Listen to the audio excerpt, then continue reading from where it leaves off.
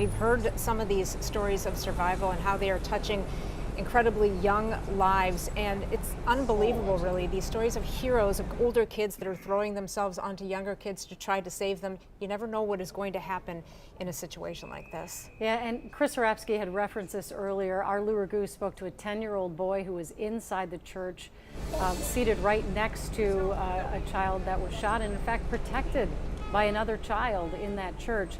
Lou, that's probably one of the most powerful things we've heard today. I totally agree. This is a story of survival. It's also a story of heroism. When it was safe to do so, this family approached us so that their fifth grader could share how his life was saved.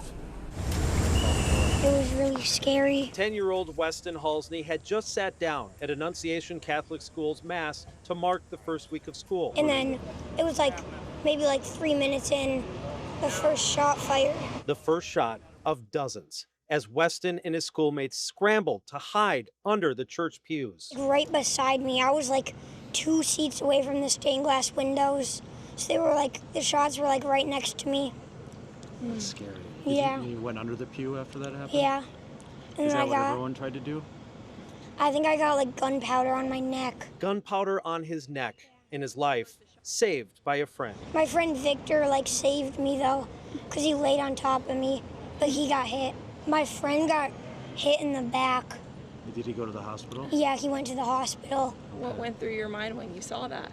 I was super scared for him, but I think now he's okay. From the church where the shooting took place, Weston and the student body evacuated to the gym. We went to the gym, and then the doors locked just to make sure he didn't come. By then, the shooter was already dead. And then the police were really good because they showed up really quick. Weston's grandpa says their family is doing as well as anyone can after what happened. When it happens to your own children, then you're going to think very differently about this. And there's only one way to think about it. And there's nothing this precious little boy ever did to deserve this. That much is obvious. You get reunited with your parents? And Yeah, my mom was waiting outside of the church when it happened. Yeah. And then What was it like seeing her? I was super happy because I was scared that I wasn't gonna see her because I didn't know what was happening really. I was just in shock. After telling his story, Weston had a message for all the victims who are hospitalized. I hope you're okay, and I'm praying for you. And we certainly share Weston's sentiment, prayers and well wishes to all of those who are hospitalized tonight. Yet today, later this afternoon, I did see some middle-aged students from Annunciation show up right here at this police tape.